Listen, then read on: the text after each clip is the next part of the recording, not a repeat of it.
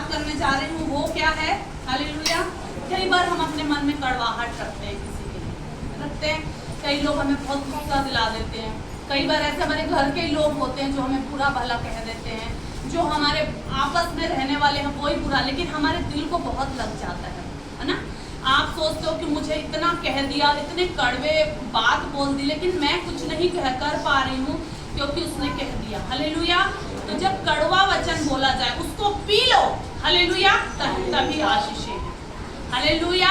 और जब ऐसे चीजें बोली जाएं आपको, हालेलुया, माफ करना है, हम माफ करना है, हालेलुया। आप उस इंसान को जो आपके लिए बुरा कर रहा है, जो आपके बारे में बुरा बोल रहा है, वो नहीं बोल रहा है, उसके अंदर जो है वो बोल रहा है आपके लिए, ताकि आपको उकसा सके, आपका आत्मिक जो लेवल है वो कम हो सके, आपकी जो आत्मिक चीजें हैं वो कमजोर हो जाएं। इसलिए उस इंसान के जरिए वो उकसा रहा है आपको। कई बार ऐसा होता है कि उस इंसान, हालेलुया, उस इंसान के जरिए आपको उकसाया जाता है, और आप हो सकता है बहुत सारे और भी लोग हों, आप उसकी बातों के द्वारा उकसाए नहीं जाते हो, लेकिन कोई ऐसा इंसान है जिसकी बात आपको बहुत ज्यादा चुभती है, ऐसे इंसान को वो यूज करेगा कि इसी इंसान के द्वारा इसको बोला जाए ताकि इसको ये बात चुभे, क्योंकि बाकियों की इसको लग ही नहीं रही, कुछ फर्क नहीं पड़ रहा है, लेकिन ये ऐसा इंसान है, इसी को, हालेलुया। तो हमें क्या करना है, माफ करना है, हमें माफ करना है उस इंसान को कि क्या बोल रहा, कोई बात नहीं, उस समय शांत रहना है, हालेलुया। तो हम पढ़ेंगे क्यों, क्योंकि परमेश्वर कहता है ये माफ करने के लिए, परमेश्वर ने खुद माफ किया, हालेलुया। इफिसियों 4 का अगर हम 32 पढ़ते हैं तो उसमें लिखा हुआ है, एक दूसरे पर कृपाल और करुणामय हो, जैसे परमेश्वर ने मसीह में तुम्हारे अपराध क्षमा किए, वैसे ही तुम भी एक दूसरे के अपराध क्षमा करो। एक दूसरे पे करुणामय रहो, कृपालमय रहो। क्यों? क्योंकि परमेश्वर की संतान हो आप, तो परमेश्वर करुणा करने वाला परमेश्वर है, कृपा करने वाला परमेश्वर है। तो अगर तुम परमेश्वर की संतान हो तो क्या तुम्हारे अंदर वो गुण नहीं होने चाहिए जो परमेश्वर के अंदर है? वो करुणामय है, वो कृपालमय है, हालेलुया।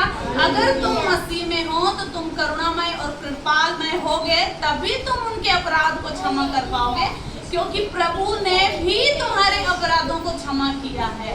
हम कितने अपराध करते हैं दिन और रात, हम अपने मुंह से कितनी गलत बातों को बोलते हैं, चाहे वो बच्चों को हो, डांट देते हैं, या किसी को आप लोग बोलते हो बहुत सारी ऐसे बातें।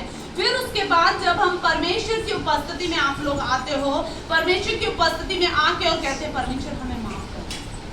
परमेश्वर क्या करता है? माफ करता है। तो परमेश्वर यहाँ पर क्या कह रहा है, यहाँ पर ये वचन क्या कह रहा है कि आपको भी जैसे परमेश्वर ने माफ किया, आपको भी दूसरों को माफ करना है।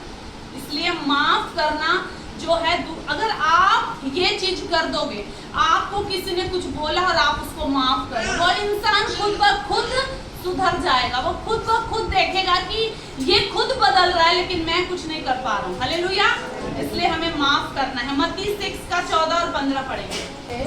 यदि तुम मनुष्य के अपराध क्षमा करोगे तो तुम्हारा स्वर्गीय पिता भी तुम्हें क्षमा करेगा, और यदि तुम मनुष्यों के अपराध क्षमा ना करोगे तो तुम्हारा पिता भी तुम्हारे अपराध क्षमा ना करेगा। हालेलुया। हालेलुया। अगर तुम मनुष्यों के अपराध को क्षमा करोगे तो वो भी तुम्हारा जो स्वर्गीय पिता है तुम्हारे अपराधों को क्षमा करेगा। हालेलुया। यदि तुम करोगे तो, हालेलुया। अगर तुम लिखा हुआ है यदि तुम, हालेलुया, यदि तुम उस मनुष्यों के अपराधों को क्षमा करोगे तो तुम्हारा स्वर्गीय पिता तुम्हारे अपराधों को क्षमा करेगा। अगर तुम अपराधों को क्षमा नहीं कर रहे हो तो वो भी नहीं करेगा, हालेलुया। इसलिए लिखा यदि तुम करोगे तो वो भी तुम्हारे अपराधों को क्षमा करेगा, हालेलुया। इसीलिए आपको दूसरों के अपराधों को, दूसरे की कही गई बातों को, उसने क्या कह दिया उसको आपको माफ करना है। आपको चाहे कुछ भी कह दे, आपको माफ करना है उसको क्योंकि आपने भी वही बात बोल दी, उसने भी वही बात बोल दी। आप में और उनमें कोई फर्क नहीं रहा। आप चुने गए हो, आपको परमेश्वर ने अलग निकाला है, आपको परमेश्वर ने अपनी संतान होने का अधिकार दिया है। अगर आप परमेश्वर की संतान हो, हालेलुया, तो आप अलग हो। आप कह सकते हो कोई बात नहीं, हमारे परमेश्वर ने कहा हम किसी को कुछ नहीं बोलेंगे, हम माफ कर रहे हैं। माफ करती हूँ बहन तेरे को, माफ करती हूँ भाई। जिस दिन आप ये माफ करना चाहा, बहुत कठिन होता है ये माफ करना, लेकिन यही आशीषों को देता है आपके जीवन में, यही आपके जीवन में आशीषों को लेके आता है। Hallelujah, thank you Jesus. इसलिए माफ करना है।